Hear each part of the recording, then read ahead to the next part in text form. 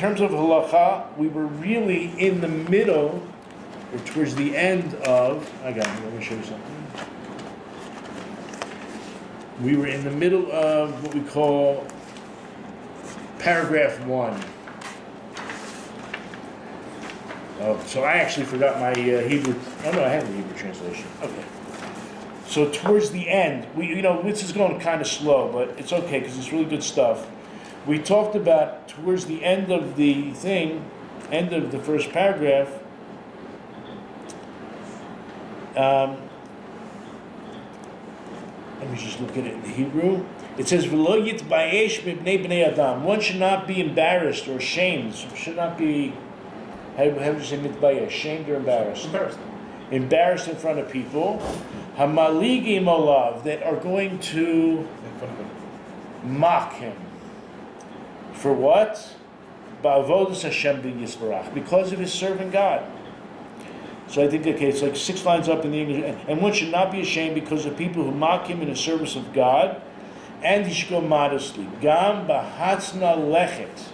He should go humbly. So we're going to go into a little bit of what that means. A little bit of the feeling of what it means to be humble before God. Ubishavcho al mishkavo, and he lies on his bed. While he's lying on his bed, he's yoda. He knows lifnei mishu shochet, from before whom he is lying.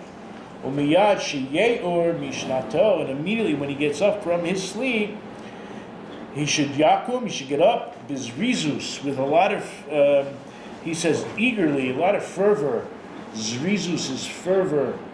La'avodas boiro yizbrak v'yitaleh, to serve the Creator, blessed be He. So in the Mishnah Brura, which is what we're using to explain the outline that we have above called the Shulchan Aruch, he says, what does it mean in front of people? He says, Al kol panim lo yitkotet imahem. It's very important, you want to be in the service of God. What's the easiest thing to do? Fight with everybody. He says, are you reaching for something? Nevertheless, even though you're going to not be embarrassed, not be ashamed, to serve Hashem, and people are mocking you, don't fight with them. Don't fight with them. What are you fighting with them for? Okay, but he's going to now define it a little bit better, because there's going to be a difference when it's personal and when it's for God. Why should you not fight with them? Because arrogance, and maybe there's a certain word they call it, self-righteous arrogance, for God's sake. So that's very bad. Where is the self? What do you need to be involved for? I'll try to translate what they have. There's a certain word for it. Aggrandizing. That's it. But it's another word for it. Self-aggrandizing. Yeah, I'm thinking of another word, but you're right. Okay, so this character trait is very bad. It's very meguna. Look down. It's very looked down upon. It's never really fitting to use that arrogance at all, even for the service of God. Afilu b'avodas Hashem yisbarach. Ki yikana kinyan b'nafsho liyot oz afilu shlo b'makom yisbarach. Because what happens is you end up acquiring this bad trait, and then you use it for other things. So even though it may be the most appropriate response in your eyes, it's not a good character trait to acquire, because you can end up, let's say, off balance. You'll end up acquiring this trait and then using it in not the right places. Now he's going to discuss that a little bit more. The next idea was we mentioned that if they mock you, you're just a regular guy. You're not a super Jew, and you're not like a lowly Jew. You're just an average guy. And you're amongst people much bigger than you, maybe in wisdom, in age, in respect.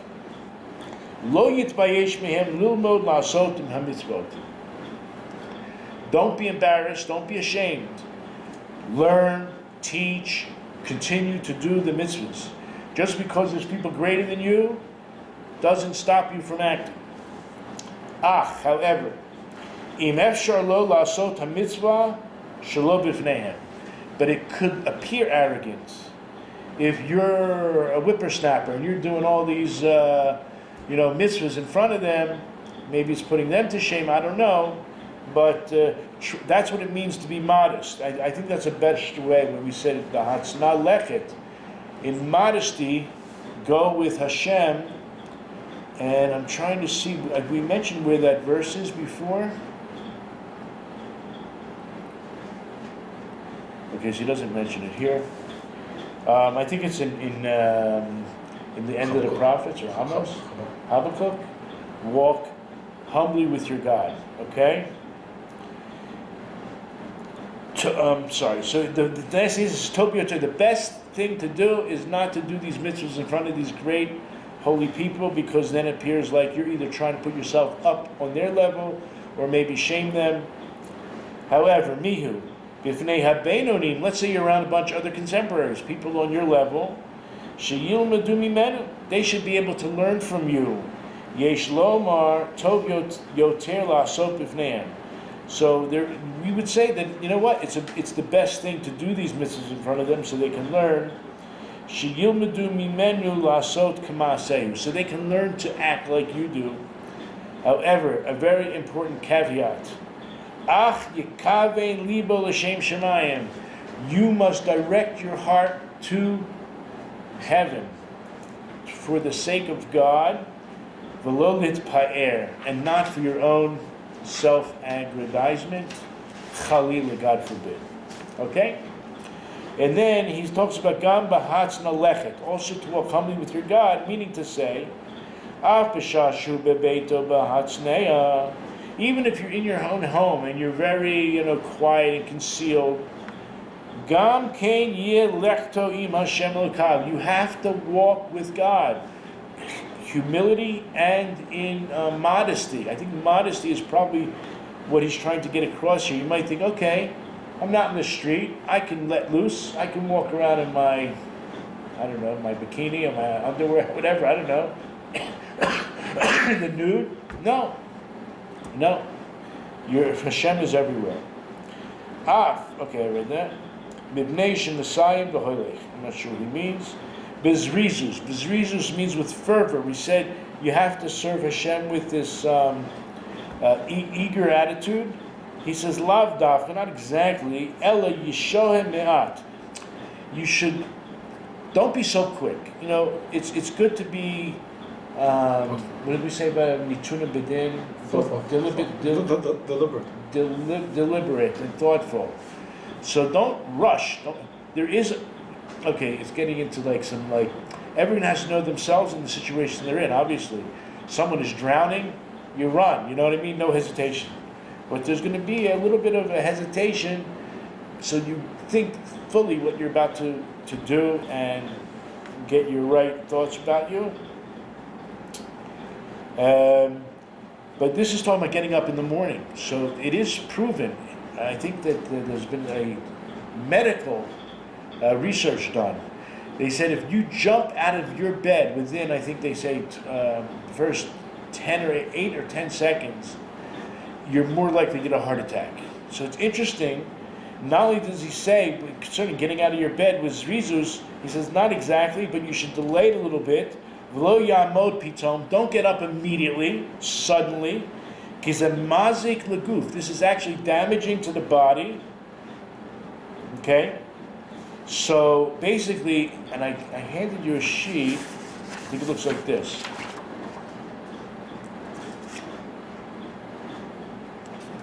So those who are not familiar, while you're lying in your bed, before you jump out of bed, before you kick your feet up, say these words. Modeh ani lefanecha. Let me just read what he writes, because this is right from the Art Scroll. On the bed. Let me just read this from the Art Scroll. A Jew should wake up with gratitude to God for having restored his faculties with a lion-like resolve to serve his Creator. What does it sound like? It sounds like the first halacha, which we just read. Before getting off the bed, commencing any other conversation or activity, this is the first thing you say. Okay? So whether you're lying or sitting, it doesn't really matter. But as soon as you realize your eyes are about to open, or you open your eyes, this is what you should say. Modeh ani lefanecha, I am so grateful to you. I'm grateful before you. Melech chai v'kayam, the who? The living and eternal King. Shechazarta bi, you return to me what? My neshama, nishmati, my soul. Bechemla, with compassion. And then there's a slight pause, and then these two words, Rabba amunatecha, with so much faith, with your faithfulness. Now, this is before you get up and wash, because there's no name of God here. Okay, we talked about this a little bit, that verses from the Torah, we need to already have said the blessings over the Torah, which we haven't said yet. But washing, you cannot say God's name without having washed. So then the next thing it says is wash the hands. Obviously you have to walk to your sink. Wash the hands according to the ritual procedure. Pick up the vessel of water with the right hand, pass it to the left, and then you pour water over on the right. And then you're going to do this 3 times, switch back and forth. Then the right hand, pour over the left, follow this procedure. Okay, so we have here a commentary on the Siddur, but I wanted to really show you about this Lamentations 3:23. So in Lamentations 3:23, that's where this Chadashim Lebikri, how does it say? The Bikari. I don't have any of the vowels here. They are renewed every morning. Rabba amunatecha. So how great is your faithfulness? So what are we talking about in Lamentations 3:23? That when we go to sleep, one part, a very small part of our neshama, of our soul, departs from us. That's why they say sleeping is like 1/60th of death. You're not dead, but you're not alive. I mean, you're alive, but you're not conscious in the way you are during the hours of the day. So part of your, let's say there's 5 levels of your soul, and a portion of the highest level departs, and when it departs, your body, I think we discussed this, anytime holiness departs, it's filled, the vacuum is filled with the opposite of holiness. So when you wake up in the morning and your soul then is returned to you, so then the negativity, the contaminated part, the evil spirits, whatever comes upon you, then departs. And through the Kabbalah, they teach us it departs through our fingertips. And then there's a little bit of residue, and we need to rinse that off. So I don't know, once you start learning about this, then you kind of start feeling it. You just know it's there and you haven't washed your hands yet, it becomes real, Anyway, so this is the first thing we learn. And in terms of the Art Scroll commentary on the Modeh Ani Lefanecha prayer, I gratefully thank you. A Jew opens his eyes and thanks God for restoring his faculties to him in the morning. Then he acknowledges. See, the word Modeh is interesting because to say thanks, right? That's that, like we said, the word Yehudah. The name Yehudah, Jew, comes from the word Hodah. Hodu is thanks. We talked about this on Thanksgiving, right? I don't know if you remember. So the word Modeh, it's the same root. Causative. I'm causing to be thankful. So we're thankful that not everyone wakes up in the morning. Not everyone's soul is returned to them. So we're extremely grateful for God allowing us. He actually has faith in us that that whatever He gave us the life for, to fix our the tikkun, the opportunity to perfect something or make a change, a positive change in the world, He's giving us another chance. And we're grateful. We're extremely grateful that He gave it back to us and He has faith in us, or He wouldn't have given us that next day. Then He acknowledges, when we say He, it means them, He, she, acknowledges that God did so in the expectation that He will serve Him. Remember, that's what we're here for, that we're going to do a better job, a better service than we did yesterday, we really feel born again. There's a real feeling of a renewed belief, rejuvenation. You say rejuvenation with J-E-W in the middle of the word. R-E, J-E-W. That's not how it's spelled, but rejuvenation. So God did so in the expectation we were going to serve Him, and that He is abundantly faithful to reward those who do so. And if we look down Rashi on Lamentations 3:23, is basically your kindnesses are renewed from day to day. Great is your faithfulness. Your promise is great, and it's a great thing to believe in you, that you will fulfill and keep what you promised us. Okay, so I think we're going to just finish off the Mishnah Berurah on this, because he talks about this idea of zrizus. Don't get up so fast. And what does he say? He says it's better to say immediately, Moda ani lefanecha melech chai v'kayam shechazarti bi nishmasi bechemla, and then that short break, Rabba emunatecha. And he wants to tell you that you should make that break between the word compassion. There should be a small break between the words Rabba emunatecha. Make sure there's no break between those two last words.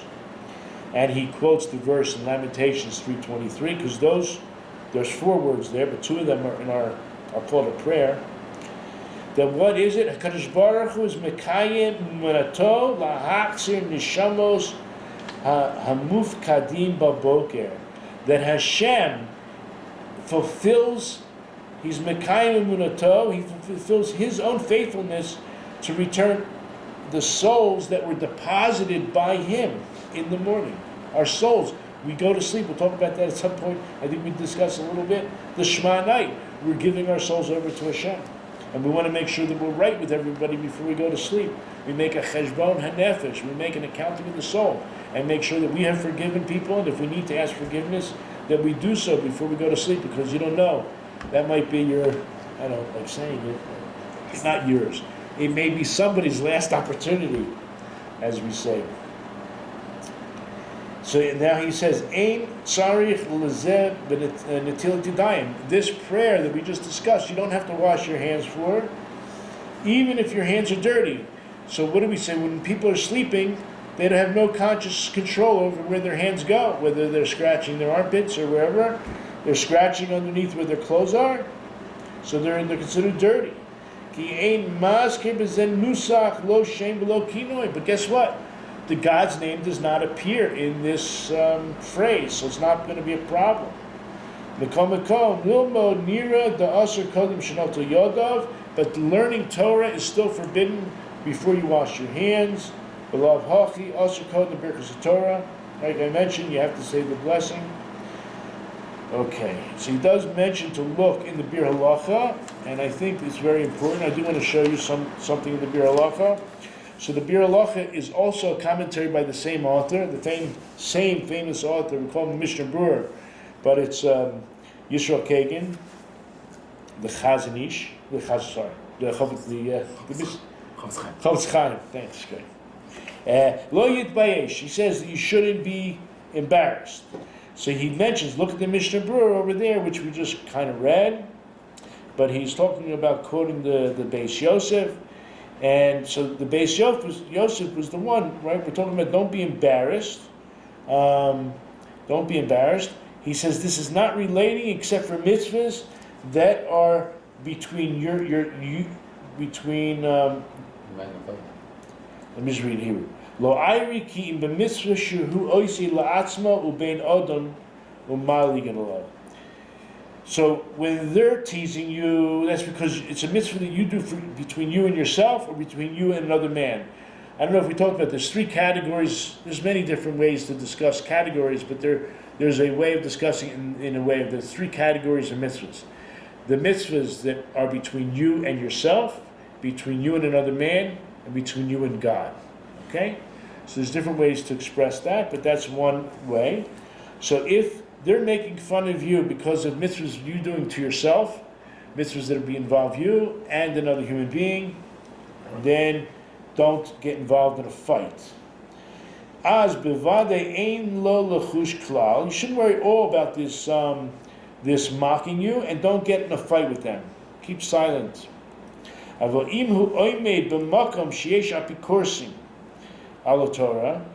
if you're standing in a place where these people are, I think the word is heretic, but they're worse than heretics. They're not just living their lives on their own. They're fighting the Torah. They're trying to ruin life for the religious people. It's a desecration of God's name, what they're trying to do, to rip apart and make fun of the Torah. Or